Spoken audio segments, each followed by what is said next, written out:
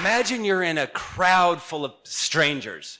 Similar to this one, there might be more than 100 people here.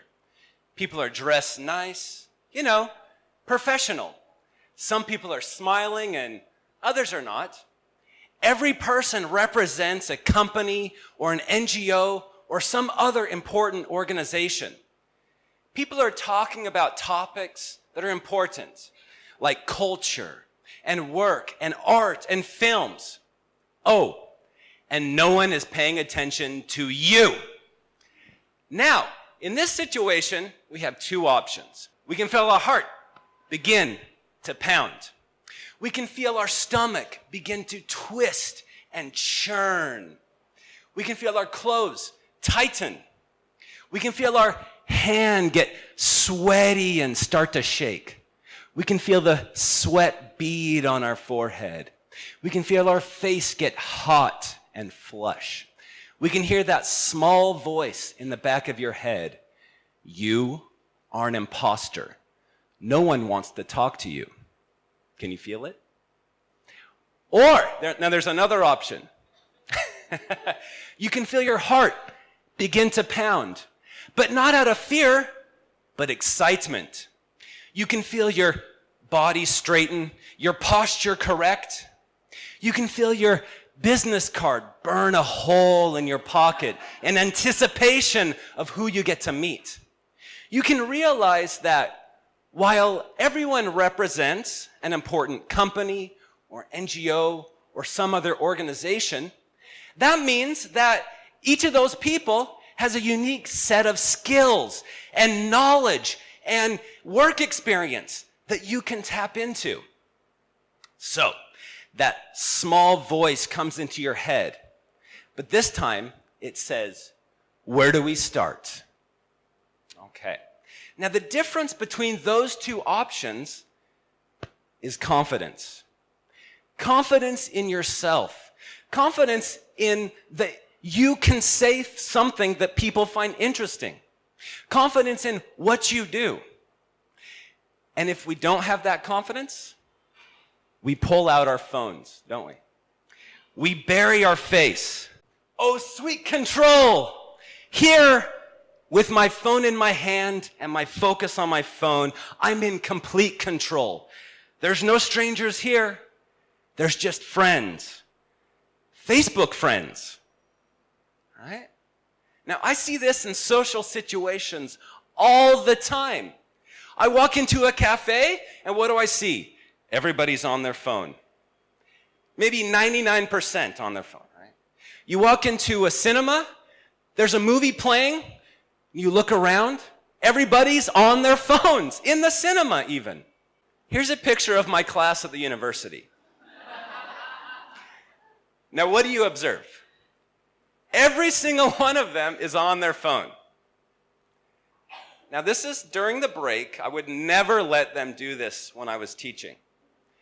But they're all on their phones. And so you might ask me, what's wrong with this? I'll tell you. I love every single one of those students. And I'm confident that every single one of those students will have a bright future. Enjoy massive success. And if they got off their phones and they networked and they built relationships together, as one achieves success, they become a contact to the others for job opportunities, for advice, for anything that can help the others to raise up. And another raises up in success and brings more along. And another raises to success and brings more along. It's more true than ever. It's not what we know that matters. It's who we know that gives us opportunities, access to jobs, new friends, a new boyfriend or a girlfriend perhaps. It's out there and it's in here. That every one of you and everyone out there is a unique collection of experiences, knowledge, hobbies, information. We can tap into this. Now let me give you an example from my life. About 3 years ago, I was kind of stuck. Similar to how some of you might be feeling. Okay? I was in my early 30s. I was working for Vingroup. I had a great apartment. I had an awesome girlfriend, but I wasn't doing what I loved. And what I loved, and what I still love actually, is teaching at the university. You see, before I came to Vietnam, I spent some years in Kenya, and I taught at a university there. And I loved it, working with young people, helping them achieve their success towards the future. I wanted to have that here in Vietnam as well. So I began to look for opportunities. I was sending email after email after email. I even learned the name of some of the people I needed to contact at the universities. And I sent them Facebook messages. I sent them LinkedIn messages. And guess what? I didn't get a response. And guess what else? I gave up. After a few months of searching, I stopped searching and I decided to move back to America. And I was devastated. I was looking for something here and I couldn't find it. And so I went out with my friends to say goodbye. And we went to a restaurant. And we said goodbye at the restaurant, and then we wanted a drink. And one friend suggested that we go to a networking event next door. So we went to that networking event. Me and my friends were social people. And we talked with others there. And then I went to get a drink. And I was standing in line waiting for my drink when I started talking to someone next to me. This is true. And we got to talking about what we do for work. And wouldn't you know it, he worked at the university that I had been trying to get a job at. And I said, my God, I want to work at your university. And he said, oh, okay. And I said, I've been sending you messages, but I never heard back. And he said, oh, you're Blake. Yeah, we received your messages, but nobody knew who you were. And I said, oh, well, I'm here now. And he said, well, okay, do you want to meet the team next week? And I said, sure, I'd love to. And I met the team the next week, and instant friends. We were instant friends. We got along really well, really quickly. And they loved me, and I loved them, and they gave me the job. I returned back to America, but a couple of months later, I came back with my job in hand, and I started working at the university. Now, if I hadn't have gone out and been even just a little bit open to meeting new people, I would not be standing here in front of you today.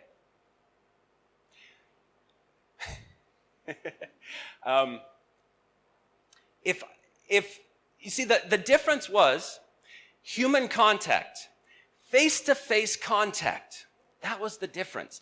If I would have continued to send emails and social media messages, I would never have gotten a job. You see, online, I was not human. Online, I was an email address. On social media, I was a collection of pictures, albeit handsome pictures, but pictures and posts. That's all I was. They didn't know what my voice sounded like. They didn't know what my handshake felt like. But offline, I was a human being. Offline, they could hear my voice. They could feel the warmth of my handshake. They could trust me. They knew that I could teach a class offline. So, all of us are here for different reasons. Some of you are here to learn something, and hopefully you are. Okay. Some of you are here to meet new people. Some of you are here because your phones are broken and you're bored. I don't know. It comes back to the fact that in order to access these opportunities, it's not what we know anymore. It's who we know that matters. What keeps us from being confident in building these relationships? Focus. Okay? When we focus on ourself, it amplifies what we are feeling. And if we have a lack of confidence in ourselves, this develops into something nefarious. It develops into fear. What if I say the wrong thing? What if they don't understand me? What if no one wants to talk to me? What if they laugh at me? But if we put that focus on others, we get something very different. We get interest. I wonder where that person's from. I wonder what that person does for a job. I wonder what books that person reads. I wonder what hobby that person has. When we can put our focus on others, we can then build relationships. Okay? And guys, it's not always easy. Networking is a skill, and it requires practice. Do you think that Sunkum MTP goes out and kills it every single night without practice? Definitely not. He's practicing all the time. So how do we do it? I've got two bits of advice. The first one will not shock you. Get off your damn phones. When you are on your phone, you are telling the world, I'm not interested in you. Okay? I don't want to meet you. I'm only interested in myself. Go away. Is that really the message we want to send to others? Certainly not. It's not about you. And the second is make your connections count. Don't waste your time. If you meet someone through a friend or at an event and you get along with them and you find them interesting, don't waste that connection with a one-time meeting. Set future meetings. Invite them to coffee. It's easy. That night, write them an email. Dear so-and-so, it was fantastic to meet you. We had an interesting conversation. Are you free for coffee on Tuesday? It's that easy. Okay. So today is a good day to network. And here is a good place to network. Consider this room is full of people with different opinions and thoughts and ideas and experience and hobbies. We can tap into all of this. Now, we're going to go to lunch very soon. I know you guys are hungry, right? We're going to go to lunch very soon. I encourage you to put your phones in your pocket. Don't take them out. If you can, turn them off. Now, I know some of you have never turned off your phone. Believe me, they do turn off, okay? Yes. And I invite you to meet 5 new people and put your focus on them. Find out what's interesting about them. It may just change your life. Thank you.